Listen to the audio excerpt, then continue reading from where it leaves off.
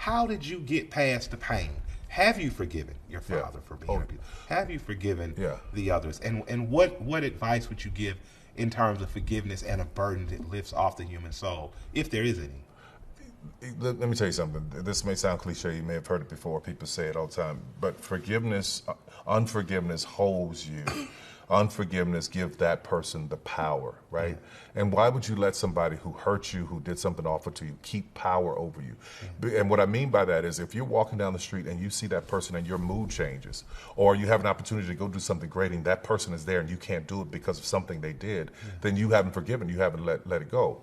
But also getting an education and understanding of who my father was helped me. Like, you know, born in the South, brought to a 14-year-old girl named May to raise, whose father was a slave. She beat the hell out of him every day, tied him up in a potato sack and beat him. He was 2 years old because if he did something wrong, he was in the fields all day. So third grade education, could barely read, didn't know how to count very well. So he did what he knew how to do.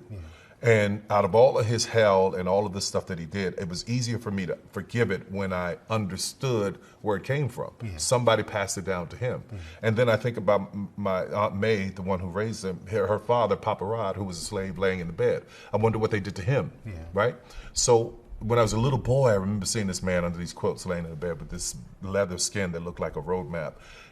Seeing him and understanding that there was all of this pathology that happened to bring all of us to this point, I go, okay, how can you hold on to this pain and anger for what this man did when it was given to him? Doesn't make it right, but okay, I'm gonna let that go the best I can, and I'm gonna move on and be a better example for my son. Yeah. Yeah.